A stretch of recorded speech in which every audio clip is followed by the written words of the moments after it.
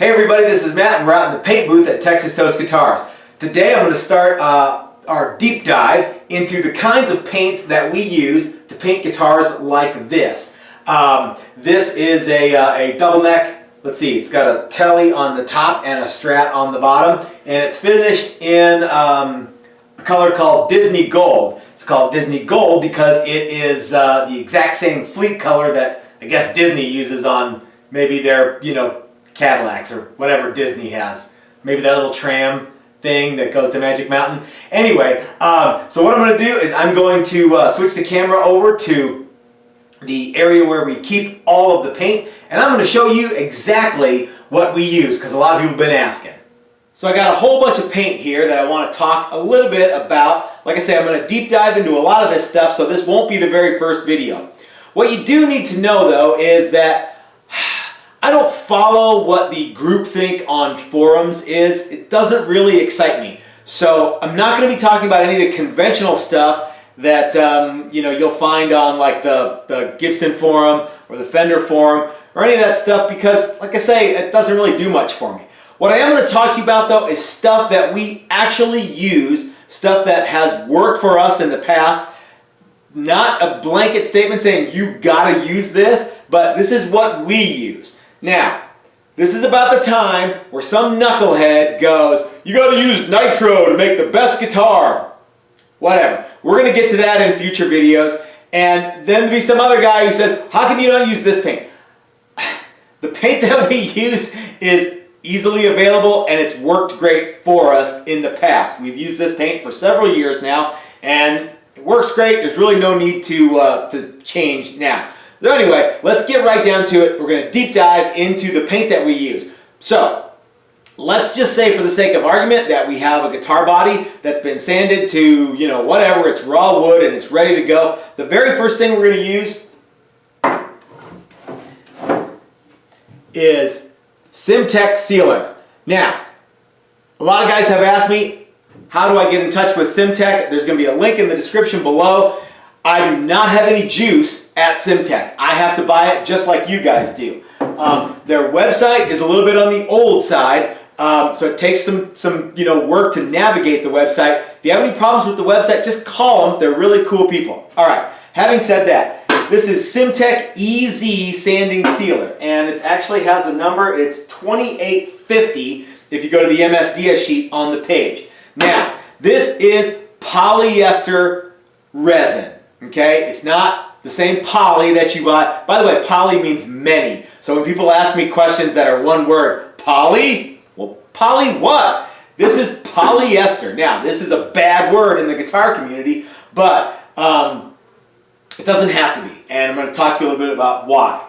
So this is a two-part. This is the hardener for it. It is MEKP. And what you do is you mix up a cup of this stuff and put a cap full of this in it. And you spray it out of the cheapest gun you got with the biggest nozzle you got, and you can seal and grain fill all in one fell swoop. Now, the trick is that you don't spray it on so thick that you've got, this much paint on your guitar. This, by the way, is simtek. Now, it's a lot like what Fender used to use that they called Fuller Plast. It is a plastic and it goes onto the wood and it seals everything up. The trick though is to sand as much of this off as you can and get everything nice and smooth and get rid of as much of this off the top of the wood as you can, because it is my belief that it doesn't matter what kind of finish you use provided it is thin. This is where some knucklehead's gonna think that they're going to say things like nitro has sonic properties. First of all, what they mean is lacquer, because there are two kinds of lacquer that we are going to concern ourselves with in the future. That's nitrocellulose and acrylic. Most people don't know the difference. We're going to get to that in another video. But so, like I say, we got a body and we sanded it to, let's say, 400. We come out here, depending on what the material is. We might be able to get away with one round of simtek sealer. Sometimes it takes two. If we're doing our durable thin skin finish, that always goes on ash, and we always want the wood grain to show through, so we'll spray one course of the simtek sealer, and however much it covers, that's how much it covers. You can spray this on ash, and you can keep spraying it and spraying it and spraying it and sanding it and sanding it and sanding it, and it will eventually level out. We've had some mahoganies that have given us a few issues in the past, but for the most part, 1 or 2 rounds of simtek sealer, not this thick, will go a long way to getting your wood to be super smooth. Insert joke about super smooth wood here. Okay, after we've got our base coat simtek sealer is all applied, and we sand it back. We sand it to we sand it with 220, we sand it with 320, we sand it with 400, then we Scotch-Brite everything. We got about a 600 grit degree of smoothness on our very thinly applied and sanded way back simtek sealer.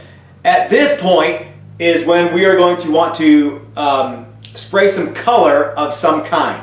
I'm going to talk about 2 different kinds. One is the acrylic automotive color. We use 2 kinds. Actually, we only use 1 these days. The Omni color from PPG is pretty good, but it's not as good as the Deltron color, also from PPG. So if you guys have any questions about, if you go to your PPG store and you go, hey, those guys at Texas Toast said, well, I should use, one of these colors. If you have a choice, go with the Deltron. It's going to cost a little bit more, but the coverage is going to always be better in our experience, and you're going to thin it a little bit more with the Deltron, so you actually get a little bit more paint. The cool part about buying automotive colors is you don't have to buy a whole quart. You can buy like a 1/4 pint, and that is really cool because some of this stuff can be spendy. This is Deltron $80 blue. You know why we call it $80 blue? Because the 1/4 pint of this stuff was almost 90 bucks. The cool part about using automotive acrylic paints is that they come in a staggering, a bewildering array of colors. And if you go into the paint store and say, hey, I'm looking for a metallic mint green, they'll hand you like this giant folder and go, here's the first batch of metallic mint greens. Have fun, we'll be back in an hour. But if you don't want something that's opaque or metallic or pearlescent or something like that, you want a transparent finish, here's what we use. This is the Deltron DBC 500, and you can mix this with aniline dye. We use the Trans Tint or the stuff from Stuart McDonald's. By the way, I talked to the guy who makes Trans Tint. He makes that stuff for Stu Mac too. The cool thing about the Stu Mac colors is that they're specifically engineered to match those classic colors that we all have known and come to love. And so you can buy Trans Tint at like Woodcraft, and that's the good stuff. If you buy the Stu Mac stuff, it's exactly the same stuff, but it's mixed to be the formula that they specified at Stuart McDonald. So what we do, if we're all sealed up and we want to spray a transparent finish or a sunburst finish or something like that, and we want to see the grain, we'll mix DBC 500 with this aniline dyes, and you spray that on just like you do regular paint, because it is in fact regular paint.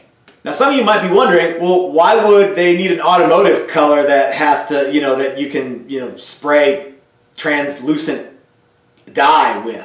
Actually, this is a blending color. So if you're doing a repair on a metallic finish, this is what you want to use, and you want to actually blend everything together. It's sort of like it's like using a clear version of the paint, but it's not the exact same chemical formula as this stuff. By the way, if you go to your PPG store and you can't find Deltron or Omni, it's going to be weird, but you can use House of Color, you can use this stuff. Anything that they got there is going to be compatible with the other stuff that they sell. And by the way, talk to the people at the PPG store. The one that's like a mile from my house has this totally cool old crusty guy, and I want to get him to do a video with us. That would be so funny because this dude is hilarious. For those of you who are thinking about making the switch to modern paints, but you're still using lacquer, you're still having some, some growing pains, DBC 500 can basically do just about everything that clear lacquer can do, except operate as a top coat. So if if you're spraying this yellow on something and you, oh no, something came up and I have to wait more than 24 hours to shoot my clear coat over it, you can spray DBC 500 over the top of that. It's not going to melt in like lacquer, but it's going to give you the same kind of properties, and then you can spray your clear coat. Always follow the direction sheets because that way, you know, PPG has forgotten more about painting in the last 10 minutes than I'm probably ever going to know. Okay, after we have our sealer coat on and after we have our color coat on, it's time to spray our clear or top coat. The top coat that we use is the Omni Production Clear. Now, some guys are going to go, hey, I thought you said Omni wasn't any good. No, I said that the Omni color coats do not always have the same coverage as the Deltron stuff. So if you're spraying like a gold or you know, any kind of metallic, having the Deltron is the way to go. But when it comes to clear, the big difference between the Omni Clear and the Deltron Clear is UV coatings. Because we're making guitars, not cars, and because they're going to spend most of their life in a case or, you know, at the show or in your bedroom, we don't really care about UV getting on the guitar too much. It's not a big deal. But if you guys want to use the Deltron Clear, if you want to use some other kind of clear, be my guest. This is what we use, and we've had excellent luck with it. One of the nice things about using a two-part hardening clear coat is the hardeners are available in different speeds or are actually made to work with a specific atmospheric condition that you may be painting in. So if it's really hot, you're going to want to use a slower hardener. If it's cold, you might want to bump up the speed to a faster hardener. We pretty much use medium for everything because we have a mostly climate controlled spray booth. So medium works really well for us. When it's super hot out, we'll go with a slower hardener, and that pays off huge dividends. Okay, so the simtek sealer and the PPG line of paints gets the official Texas Toast seal of approval. Alright guys, I hope you enjoyed our very first deep dive into modern paints that we use here. If you have any questions about what we covered today, feel free to leave those in the comment section below.